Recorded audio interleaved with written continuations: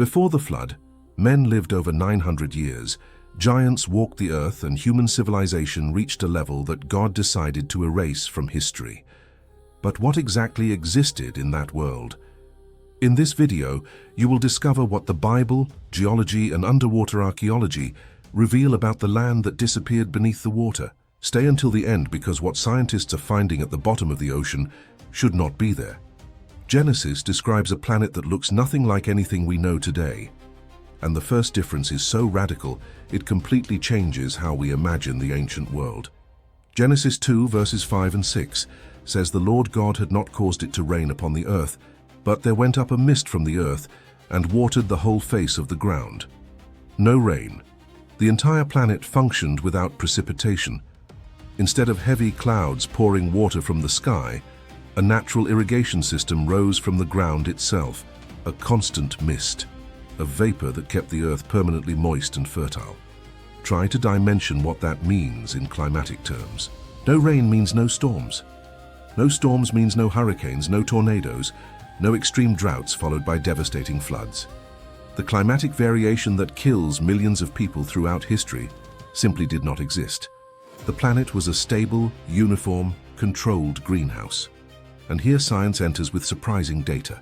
Paleoclimatologists who study the climate of ancient geological eras found evidence that the Earth once had periods with much more uniform temperature than today, without significant polar ice caps and with levels of carbon dioxide and water vapor in the atmosphere radically different from current ones. Researchers at Yale University published in 2019 a study showing that in certain prehistoric periods, the temperature difference between the equator and the poles was only 15 degrees Celsius, compared to the 40-degree difference we have today. This implies a planet without extreme climatic zones, without frozen deserts at the poles, and without scorching deserts in the tropics. A planet habitable from pole to pole. Genesis 1, verses 6 and 7 describes something many theologians call the water canopy. "And God said, Let there be a firmament in the midst of the waters, and let it divide the waters from the waters. And God made the firmament, and divided the waters which were under the firmament from the waters which were above the firmament." Waters above the firmament. The Hebrew text uses rakia for firmament, referring to the atmosphere, and mayim for waters, both below and above. This suggests that a significant layer of water or vapor existed above the atmosphere, enveloping the planet like a shield. If that layer existed, the physical implications are extraordinary. A layer of water vapor in the upper atmosphere would function as an ultraviolet radiation filter, blocking the most aggressive rays of the sun. This would directly explain one of the most intriguing data points in Genesis, the absurd longevity of the antediluvian patriarchs. Adam lived 930 years, Seth lived 912. Enosh lived 905, Kenan lived 910, Mahalalel lived 895, Jared lived 962, Methuselah lived 969 years, the absolute record of human longevity registered in the Bible, and Noah lived 950. Genesis 5 lists these ages with a precision that does not allow metaphorical interpretation. The text gives the name, the age at which each had his son, and the total age of life. These are genealogical data, not poetry. And when we look at the pattern, something becomes evident. Before the flood, the average lifespan exceeds 900 years. After the flood, longevity drops dramatically. Shem lived 600 years, Arphaxad lived 438, Shelah lived 433, Eber lived 464. After Eber, the numbers keep falling. Peleg lived 239, Reu lived 239, Serug lived 230, Nahor lived 148, Terah lived 205, Abraham lived 175, Moses lived 120, and God established in Genesis 6 verse 3 that the days of man would be 120 years. The decline was progressive, not instantaneous. And that is consistent with an environmental change, not just a spiritual one. If the vapor canopy collapsed during the flood, as suggested by Genesis 7, verse 11, which says the windows of heaven were opened, the atmospheric protection disappeared. Ultraviolet radiation began hitting the surface at full intensity. Accelerated genetic mutations, cumulative cell damage, premature aging. Modern gerontologists know that UV radiation is one of the primary factors of cellular aging. It destroys telomeres, damages mitochondrial DNA, and compromises the regenerative capacity of tissues. A planet without UV protection is a planet that ages its inhabitants faster. And that is exactly what Genesis records happening after the flood. But 900-year longevity does not just mean living longer. It means learning more, accumulating knowledge far more, developing skills far beyond what a 70 or 80-year life allows. Think about the practical implication. A man who lives 900 years can master dozens of different trades, can perfect techniques over centuries, can personally teach 10, 15 generations of descendants without knowledge being lost in transmission. Adam was alive when Lamech, Noah's father, was born. Information passed directly from mouth to ear, without distortion, without loss, without forgetting. It is the perfect scenario for accelerated technological advancement, and the Bible confirms that this advancement happened. Genesis 4 describes Cain's descendants developing civilization at impressive speed. Jabal was the father of those who dwell in tents and have livestock, verse 20. Jubal was the father of all those who play the harp and flute, verse 21. And Tubal-Cain was an instructor of every craftsman in bronze and iron, verse 22. Bronze and iron. Advanced metallurgy already in the 7th generation from Adam. And it was not crude work. The text uses the Hebrew word lotesh, meaning sharpener, forger, someone who works metal with precision. We are talking about smelting, casting, tempering. Technologies that conventional archaeology only attributes to civilizations thousands of years later. Now, here enters the most controversial and most fascinating question of the antediluvian era. The giants, Genesis 6 verses 1 through 4. And it came to pass, when men began to multiply on the face of the earth and daughters were born to them, that the sons of God saw the daughters of men, that they were beautiful, and they took wives for themselves of all whom they chose. Verse 4 completes, there were giants on the earth in those days, and also afterward when the sons of God came in to the daughters of men, and they bore children to them. Those were the mighty men who were of old, men of renown. The Hebrew word for giants here is nephilim, and its root is naphol, meaning to fall, the fallen ones. It is not a generic adjective for tall people. It is a specific term, loaded with theological significance. And the identity of the sons of God, Bene Ha-Elohim, is one of the most intense debates in biblical theology. Three main interpretations dominate. The first, defended by Josephus, Philo of Alexandria, and the Book of Enoch, says they were fallen angels who took physical form and related with human women. The Book of Enoch, chapter 6, names these beings, Semjaza, Azazel, Barachiel, among 200 others. It describes how they descended on Mount Hermon and made a pact to take human wives. The children of that union were giants of extraordinary stature, who consumed everything humans produced, and when food ran out, began devouring the humans themselves. The Book of Enoch is not canonical in most Christian traditions, but was widely read in the intertestamental period. And Jude, verse 14, directly quotes a prophecy of Enoch, confirming the text was known and respected by New Testament authors. The second interpretation says the sons of God were descendants of Seth, the godly line, who mixed with the daughters of Cain, the rebellious line.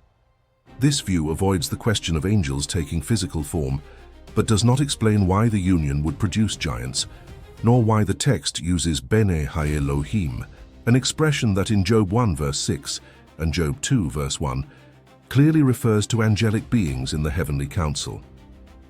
The third interpretation suggests they were tyrannical kings or rulers who called themselves sons of God as a title of power, a common practice in the ancient world, especially in Egypt and Mesopotamia. But regardless of which interpretation one accepts, the result described in Genesis is the same. The earth was filled with violence, and humanity reached a level of corruption so deep that God regretted having made man. Genesis 6 verse 5.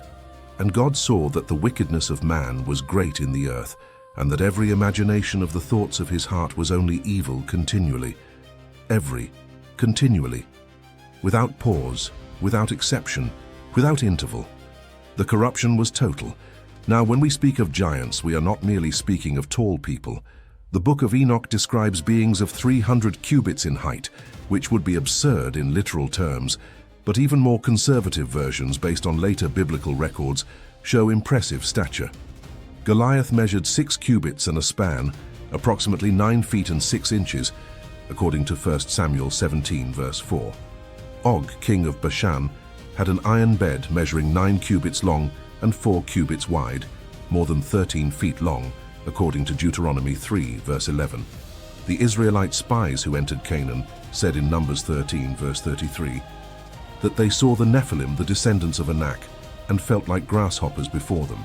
But the giants were not merely large physically. Genesis 6 verse 4 calls them Gibborim, mighty men, and Anshe Hashem, men of renown. The word Gibborim implies power, military capability, dominion. And Anshe Hashem literally means men of the name, celebrities, figures who dominated culture and politics. These beings did not live hidden in the mountains. They governed, they built, they conquered. And if we combine centuries-long lifespans with superhuman stature and possibly enhanced intelligence, the result is a civilization that resembles nothing conventional archaeology can explain. And it is exactly here that underwater discoveries begin to make sense. Off the coast of Yonaguni, Japan in 1986, diver Kihachiro Aratake found megalithic structures at 25 meters depth. Rectangular blocks, staircases, leveled platforms, precisely cut channels. Professor Masaki Kimura of the University of the Ryukyus studied the site for more than 20 years and concluded the structures are of human origin, dating to at least 8,000 to 10,000 years ago, when sea level was significantly lower. The scientific community remains divided. Some geologists argue the formations are natural, the result of erosion and tectonic fractures. But the geometric proportions, right angles and regular staircases defy purely geological explanations. In the Gulf of Kambat, India, in 2001, a team from the National Institute of Ocean Technology discovered what appears to be an entire city submerged at 40 meters depth. Side-scan sonar revealed rectangular structures organized in a pattern of streets, canals, and building foundations spread across an area of 9 square kilometers. Wood and ceramic samples taken from the bottom were carbon-14 dated to 9,500 years, which would place this city thousands of years before the Sumerian civilizations, considered the oldest by conventional historiography.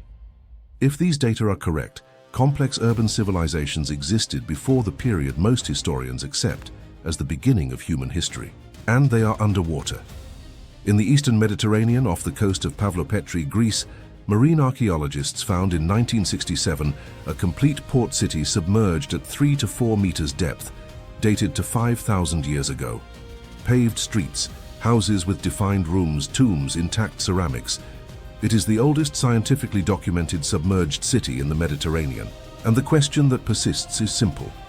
If we find entire cities beneath the ocean at various points on the planet, how many more exist at depths we have not yet reached? The Bible offers a direct answer for why these structures are submerged.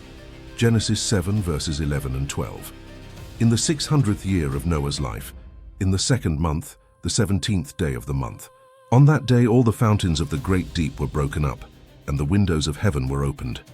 And the rain was on the earth 40 days and 40 nights. 2 simultaneous sources of water, from below and from above. The fountains of the great deep, Tehom Rabbah in Hebrew, suggest massive eruptions of subterranean water. Geologists know that gigantic reservoirs of water exist, trapped in the Earth's mantle. In 2014, researchers at Northwestern University published in the journal Science the discovery of a water reservoir in the transition zone of the mantle, at 660 kilometers depth, containing 3 times the volume of all surface oceans combined. The water exists down there, and if a catastrophic event ruptured the mantle and released part of that reservoir, the result would be exactly what Genesis describes. planetary flooding from below combined with massive precipitation from above. Genesis 7 verse 19 says the waters prevailed exceedingly on the earth, and all the high hills under the whole heaven were covered.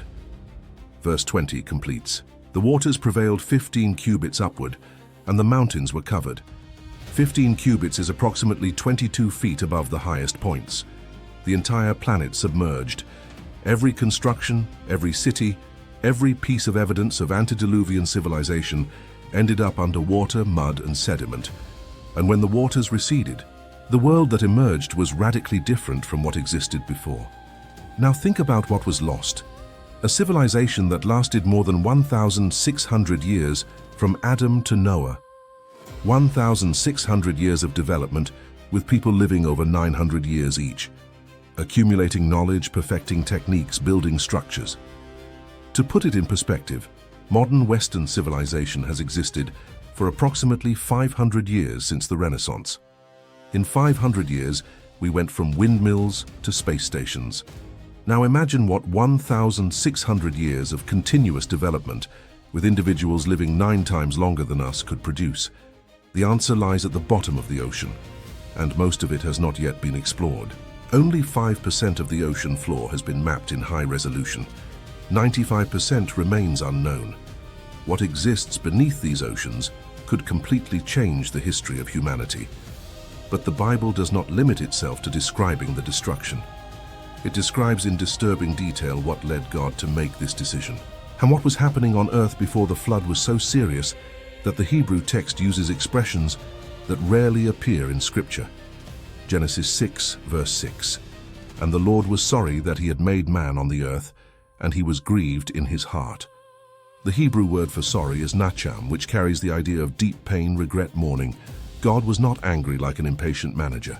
He was suffering like a father watching his child destroy everything he received. And verse 11 describes the state of the planet.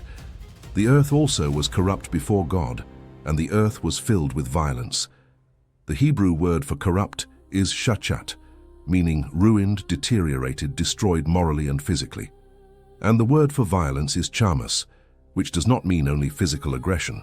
It includes injustice, oppression, exploitation, gratuitous destruction. The entire earth operated under a system of institutionalized cruelty. The book of Enoch, in chapters 7 through 9, details what the fallen angels taught humanity. Azazel taught the making of swords, knives, shields, and breastplates. He taught complete military metallurgy. Semjaza taught enchantments and the cutting of roots, which many interpret as pharmacological manipulation and occultism. Armaros taught the resolving of enchantments. Barachiel taught astrology. Kokabel taught the reading of constellations. Temel taught astronomy, and Asradel taught the course of the moon.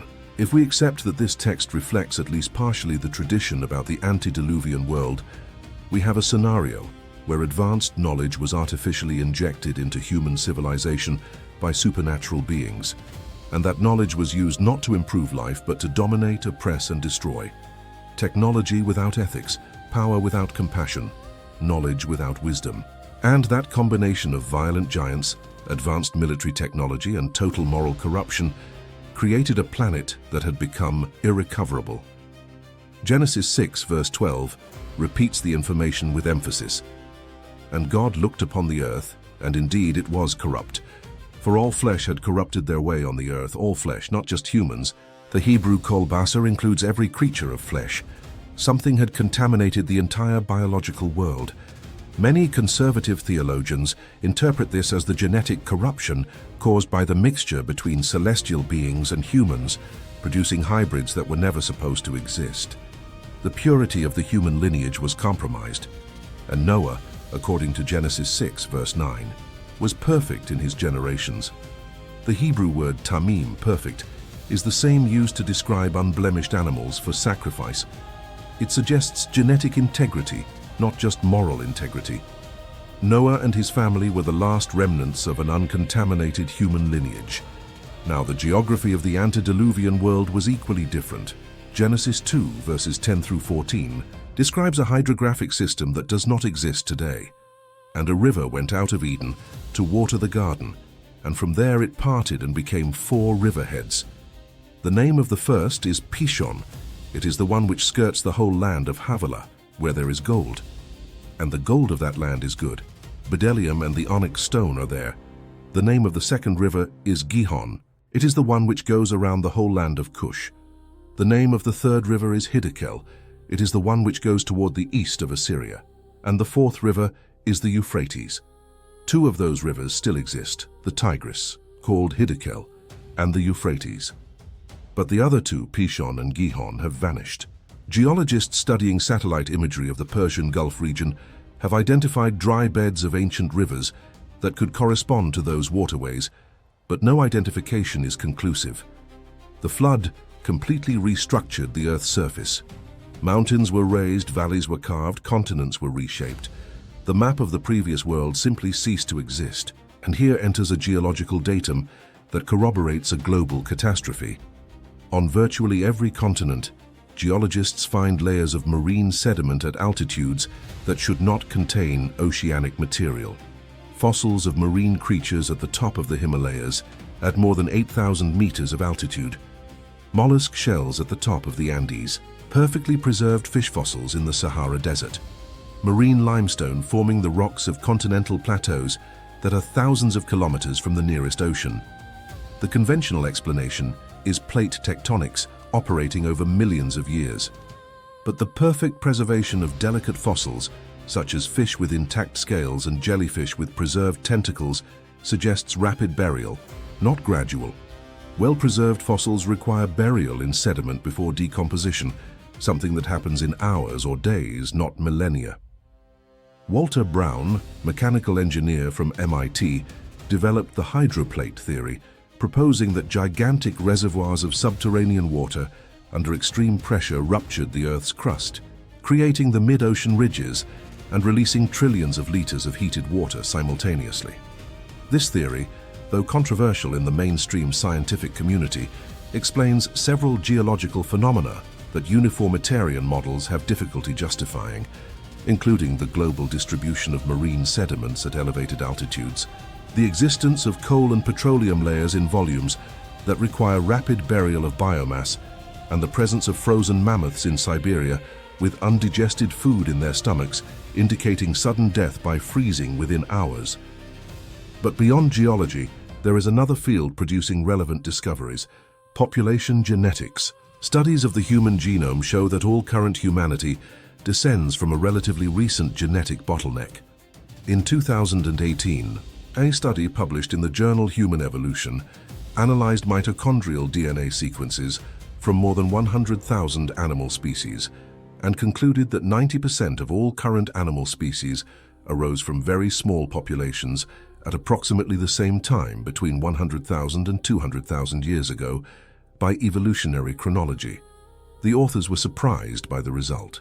The genetic diversity of nearly all species is compatible with a severe population bottleneck, as if all species had been reduced to a few individuals at some point in the past and then expanded again. It is exactly what the flood narrative describes. All animal life reduced to the pairs that entered the ark, now returning to the world that was destroyed.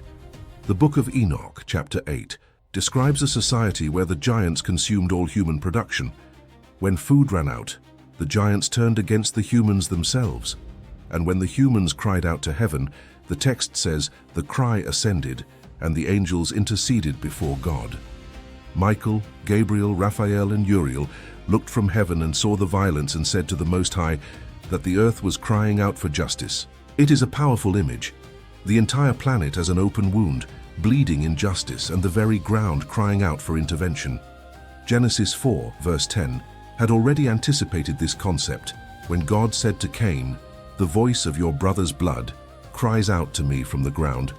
Innocent blood cries, the earth records. And when the volume of blood spilled reached a point the earth itself could no longer bear, God acted.